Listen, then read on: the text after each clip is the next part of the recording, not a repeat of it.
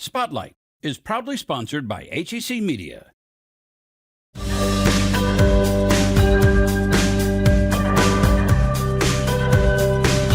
Today on Spotlight, meet at St. Louisan, best known for her travel letters and contributions to the World's Fair. Plus, what you can do right now to help prevent or delay Alzheimer's disease. And then creating community on Cherokee Street with hangouts and art shows. But first, meet the man behind the big concert sound of rock legends like The Who and Grateful Dead. It's Sunday and you're watching the multiple Emmy Award-winning Spotlight.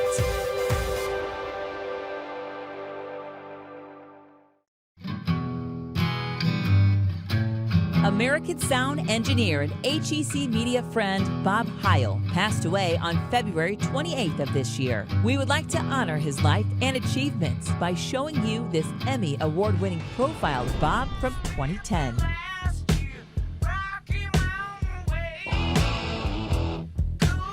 This classic rock song by Joe Walsh owes its distinctive distortion to this man, self-described gadget guru Bob Heil. It's hard to describe in a few words what Bob does. He's an inventor of the talk box used in Rocky Mountain Way, also put to good use by another classic rock legend, Peter Frampton.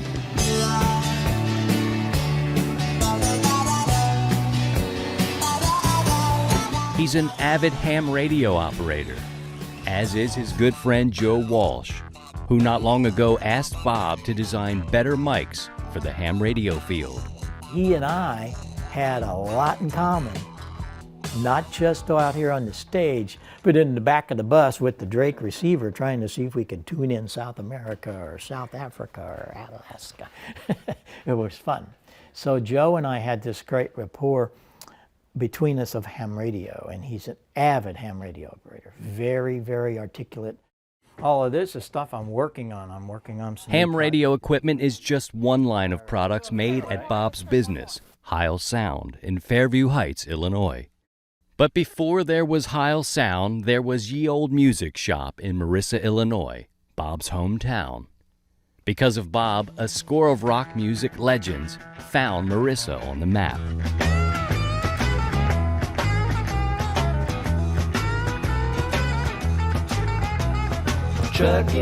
Including Jerry Garcia, who called Bob in 1970. When they came to St. Louis, their PA didn't get here. It had been confiscated in New Orleans the night before. So George Bales called me, that good old stagehand. Hey, you still got those speakers I gave you? Yeah. And he handed the phone to Jerry, and I told him we had Macintosh amps and all that. Really, got all this stuff. And that's how it started.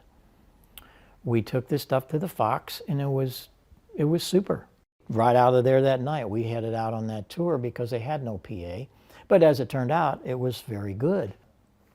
Then the friendship started with Jerry. They would come to Marissa. He was there several times, and he loved to come to Marissa. Most of the artists did because it was away from all of the cameras and the people.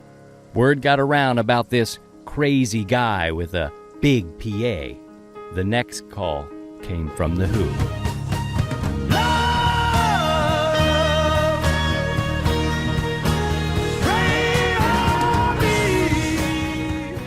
The Who hadn't been over here in some years, and in those years, the sound systems went from these little bitty speakers to this.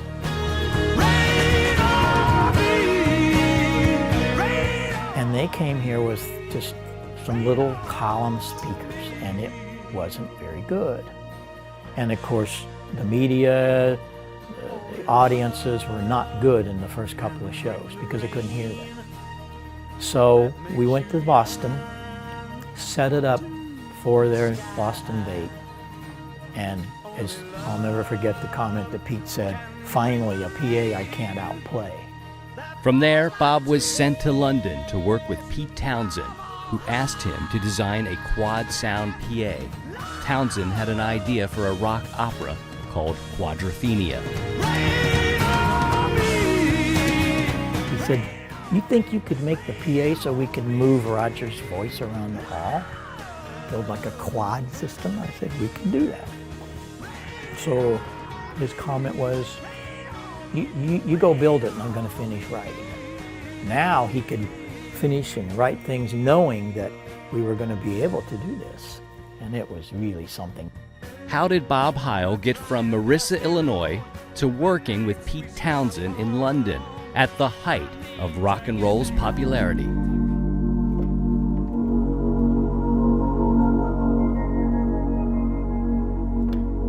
Bob will say it's because of this. His parents bought him his first organ in 1952. To this day, he has a Hammond organ in the family room of his home he shares with his wife, Sarah. Bob learned to play the organ from one of the best, Stan Can, and practiced with him at the Fox Theater. He taught me how to listen because that organ hadn't been played in 20 years. And so I helped him voice and tune that thing late night. We'd go in there and voice and tune that organ. And I was just a kid, 15 years old, learning this incredible art of listening. And here we are all these many decades later. Listening is what builds my business because everyone else in this business forgot to listen. Over the years, Bob has been a tech guru on local TV and radio. His company was a pioneer in satellite television, and Heil Sound continues to be a household name in the industry, honored in an exhibit at the Rock and Roll Hall of Fame, right beside the legendary performers who were also his friends. And according to Bob, he owes it all to the art of listening. I really didn't get into their personal social life. So, I've never tasted beer or smoked a cigarette. I'm like, wait a minute. So what are you doing running around with those guys? Because, like Pete Townsend said to me one time, that's okay, leave him alone. Guy's got a soldering iron, makes us sound good, and oh yeah, he can drive the truck. We don't get fooled again. For more St. Louis stories, subscribe to the HEC YouTube channel. Connect STL from HEC Media. History Spotlight, brought to you by HEC Media and the Missouri Historical Society. Hello, I'm Dr. Jody Sowell, President of the Missouri Historical Society in St. Louis, and this is History Spotlight. One of St. Louis's most distinguished female citizens lived a lifestyle few women of the late 19th century could imagine. Public historian Amanda Clark shares her many contributions to the 1904 World's Fair. In the late 19th century, Florence Hayward was living a life few women could imagine. She was a jet-setting freelance travel writer before there were jets, supporting herself with her writing and traveling the globe. Hayward considered herself what we call a new woman, a turn-of-the-century social ideal that defined women as independent thinkers who were able to work, study, and socialize the same as men. And while she was a leader in the St. Louis arts community, she adamantly refused to be part of any collective women's movements, such as the fight for the right to vote, believing that it was up to an individual to assert equality. When she heard about the Louisiana Purchase Exposition, to be held in her hometown, she became determined to play a leadership role, specifically a role that was equal to those held by men. She intentionally set herself apart from the fair's board of lady managers, a group specifically tasked with overseeing women's activities. Florence was able to make her way into the upper levels of fair management by providing intel on a potentially shady contractor, and she was rewarded by being named a roving commissioner to European countries, and her job was to promote the fair abroad, specifically to women. In 1902, Florence left for England, and from there, she took that job into her own hands. Instead of sticking to fair promotion, she took it upon herself to negotiate some blockbuster exhibits with foreign leaders. Her two biggest gets were convincing the British royal family to loan Queen Victoria's priceless jewels and asking the Pope directly to loan major historic artifacts from the Vatican. When she got back to St. Louis, she was immediately put in charge of all historical exhibits, a job that she took from Pierre Chouteau III. Hayward was the only woman on the fair's governing board, and she insisted to be photographed alongside the men. However, even though she makes this huge impact on the fair's success, the Queen's jewels, for example, were one of the most visited attractions, she received 0 accolades from fair leadership, and she was never officially acknowledged for those contributions. Internationally, though, Florence was named to prestigious groups like the Royal Academy of Arts in London, and she was made an officer of the French Academy. When she died in 1922, her St. Louis obituary named her as one of the city's most distinguished female citizens. Next on History Spotlight, 30 Years a Slave and 4 years in the White House, the life of Elizabeth Keckley. To learn more about the Missouri Historical Society, visit mohistory.org. HEC Media. Recognized, celebrated, honored time and again for excellence in the industry. HEC Media has been bringing home the hardware for over a decade. Arts and education to author talks, magazine shows and documentaries, individual craft achievements to overall excellence. Find all of the award-winning content at hecmedia.org. I gave a grand rounds for geriatric medicine to review the research that proves that this makes a difference. And it was entitled Lifestyle Modification as an Active Treatment to Prevent or Delay the Onset of Alzheimer's Disease. Grand rounds, that's educating doctors. We educate ourselves. So when I speak to other doctors, who may be generalists, more primary care, they're interested in what I do. And one of the things that I do is give a lot of advice, not just to patients, but to family members who are at risk. I'm Dr. George Grossberg. I'm the Henry and Amelia Nasrallah Endowed Professor of Geriatric Psychiatry and Director of the Division of Geriatric Psychiatry here at St. Louis University School of Medicine. In fact, we've developed this Healthy Brain Aging program. The Healthy Brain Aging program is not just geared to older adults. It's as much, if not more, geared to their at-risk family members. They want to know, well, gee, now I've got a mom with Alzheimer's. What do I need to do to decrease my risks of developing it? That's what this is all about. Earlier the better, but it's never too late. Earlier the better would be in the middle years, because people who already have Alzheimer's disease can slow disease progression. What can people who have a strong family history, who are worried about getting Alzheimer's down the road, do now when they're in their middle years? There's risk factors and there's protective factors. So protective factors would be, let's say, healthy diet. We recommend the MIND diet, which is the Mediterranean diet with low salt, composed of fresh fruits, fresh vegetables, whole grains, lots of fish, oily fish especially, lean meat, maybe chicken, olive oil, extra virgin cold pressed olive oil should be the only shortening that one uses. Then other things that are important in lifestyle. So we talk about 4 spheres of activity that are important for the cardiovascular system, good for the heart, good for the brain. The 4 activity arenas are physical activity, making sure that you're doing 150 minutes or more a week of some type of exercise. The second sphere of activity is mental activity. You need to keep your brain active, whether it's reading, whether it's doing puzzles or games, or older adults watching game shows, try to guess the right kind of answers to things, but don't be brain dormant. That's bad. Okay. The third sphere of activity is spiritual activity. It could be mindfulness. It could be meditation. It could be church activity. Again, those are positive arenas. The fourth area, not in any order of precedence, would be social activity. Don't be a couch potato. Don't be a hermit. Try to engage with people. Church is another way of engaging if people are involved in that. Then you have all kinds of risk factors.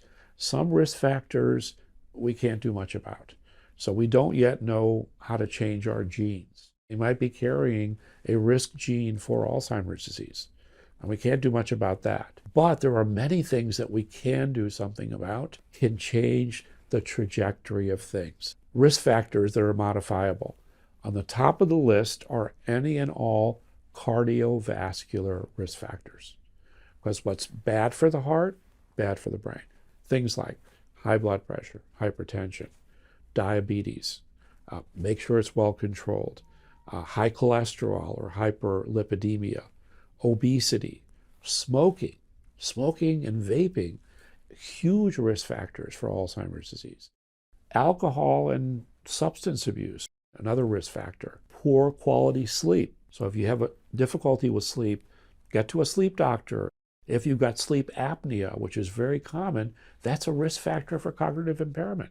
High levels of depression or anxiety are risk factors. Treatments available. Hard of hearing, hearing loss, visual impairment. People who can't hear or can't see, it confuses the brain, they're at higher risk for dementia. A more recently identified risk factor, which is hard to modify, is air pollution. They're called aluminosilicates. Polluted air has certain chemicals that are neurotoxic, that are bad for the brain. In fact, that's amazing data. Some of it is coming from Finland. Showed that the more of these lifestyle things one can do, you can actually overcome genetic vulnerability to Alzheimer's disease. But it's not easy. People have to be motivated. And every one of these requires some effort and some motivation, but it can really pay off down the road. Later on Spotlight, a local musician spreading positivity through music. HEC has been bringing you positive programming and award-winning content for decades. Arts, education, culture, in-depth discussions, films, and more. All in one place, hecmedia.org. About a century ago, Cherokee Street emerged as a shopping destination for St. Louisans. Electric streetcars shuttled patrons into the South City neighborhood's mile-long strip of shoe stores, bakeries, and jewelers, all of which sat nestled in with big names like JCPenney and Woolworth. But as people began to move out of the city and into the suburbs, so did the big-name stores that had provided an anchor for Cherokee's business district. Empty storefronts and a reputation for crime settled in for several decades, but the neighborhood's eclectic nature and impressive diversity also remained. Today, Cherokee Street boasts a thriving small business community, 90% of which are owned by minorities. And near the corner of Cherokee and Jefferson, a new anchor has emerged. But it's not a big box store. It's a deep reverence for building and preserving community. I've always said that Cherokee Street feels like Sesame Street because you're going to see someone that you know coming in and out of a store. You're going to see someone crossing the crosswalk. Sometimes you don't remember how you met a person because you see them so often. One day you start up a conversation and then 7 years has passed. A familiar face is so comforting.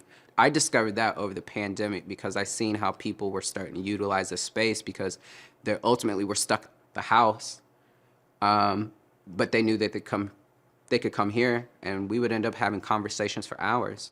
There's a lot of good camaraderie, and we all really have a love, like a deep love for each other. Butter Love is a newer addition to Cherokee Street, but creator and owner LaCrosia Wilderness is not. She had been living in the neighborhood for years, making skincare products in her kitchen. Inspired by the ingredients that her parents had given her to heal her own intensely dry skin, LaCrosia's creations can be found in stores all over the US, Canada, and France.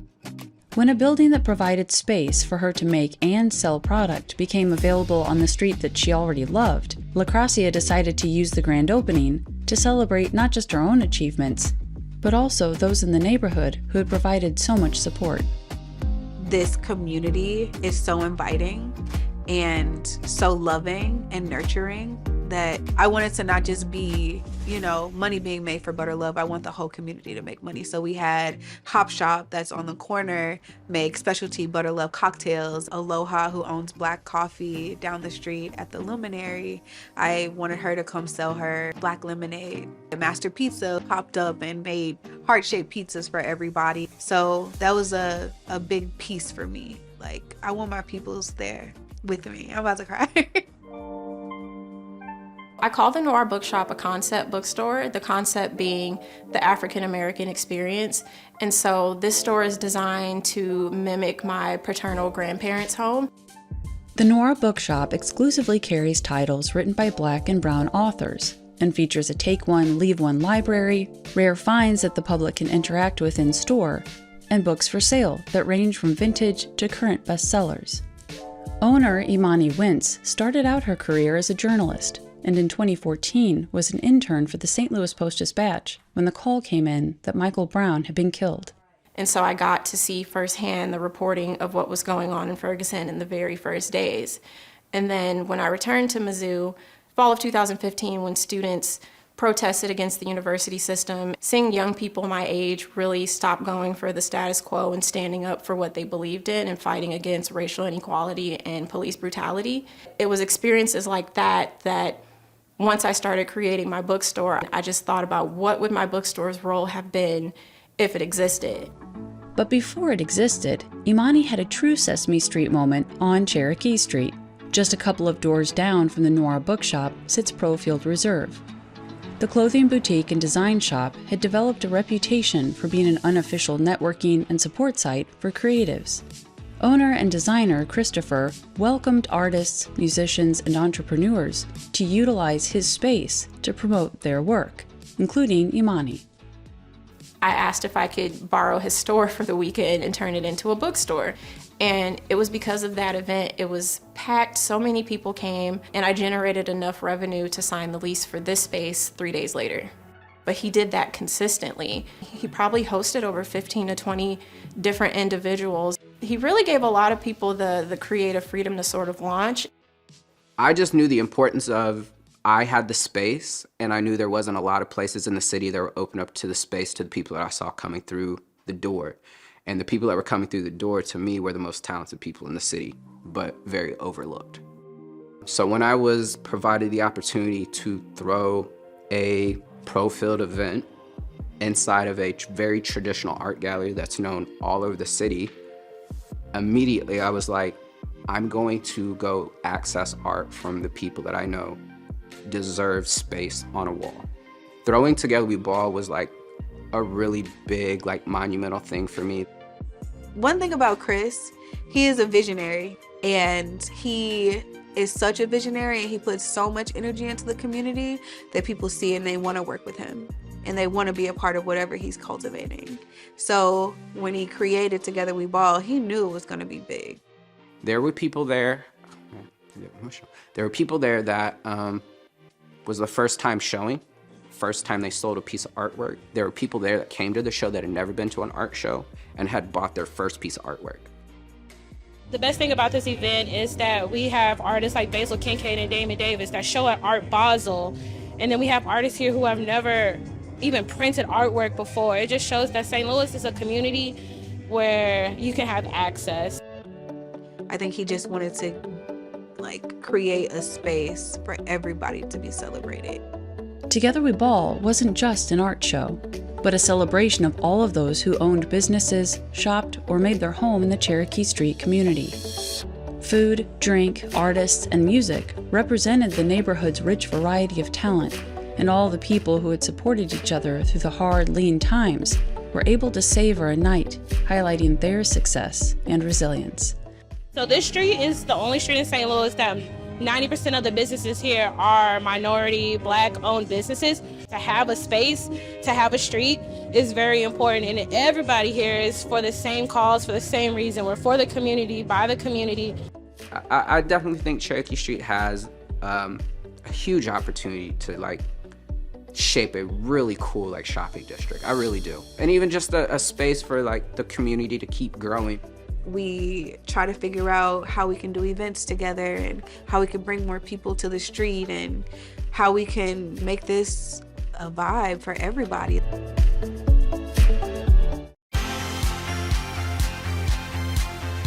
You just never know where that spark is going to come from.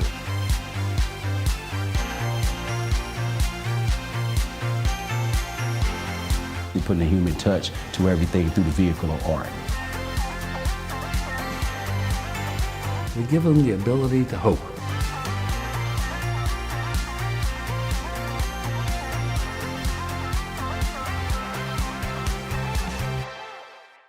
Don't be afraid. Season I'm Poe. My full artist name is Poe Mia. I've been writing music for like as long as I can remember, pretty much. I didn't actually start formulating it and putting it to music until I was about 15 or 16. It became really like a staple of my life. I started performing live right at the end of 2021. I was finishing up college and I had a recital coming up and I really wanted to perform an original song. I had to not be nervous to do that, so I started going to open mics. After I started playing the open mics all the time, I started getting asked by venues to play. That's when I became Poe, I guess.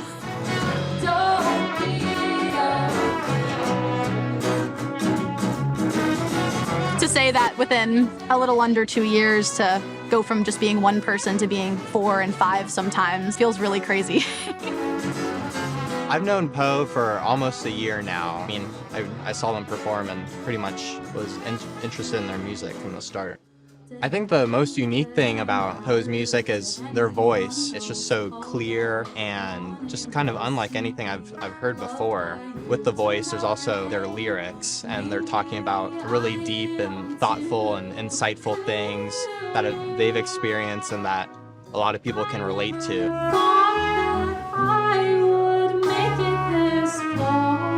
Because I come from a background of music therapy, I really want to allow people to use my music to help them cope with whatever they're going through or find some sort of relatability in it. Feel like, oh, well, I've been through that too, so I know I'm not alone.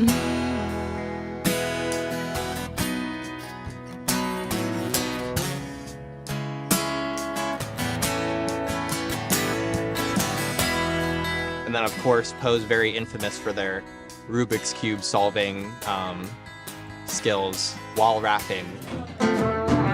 Cyberchondria was very inspired by Watsky's Whoa Whoa Whoa. When I came to the open mic, I would sing Watsky's song and solve a Rubik's Cube, but I wrote that song Cyberchondria to do that too. I think it gives an opportunity to give something to the crowd to do and manipulate, and then watch me also do and manipulate. One of the other things I like to do is let the audience participate by singing along, clapping along. Eventually, I'm going to try to make it even more audience participatory, where I'll have enough instruments to be able to pass out. But yeah, I just really like to get the audience involved as much as possible, because if they weren't here, then I wouldn't have anyone to play for. So I mostly just kind of want to show people that they can do whatever they want to do as well as I can. I thought that I couldn't get up in front of an audience and perform my music and get the audience involved. And the more I do it, I feel like I can inspire other people to do the same. Just inspiring people to be themselves and feel like they don't have to hide behind anything. If I could see myself in 10 years being somebody who has influenced or inspired someone to pursue music or pursue their dreams in any way, then that's all I could ask for.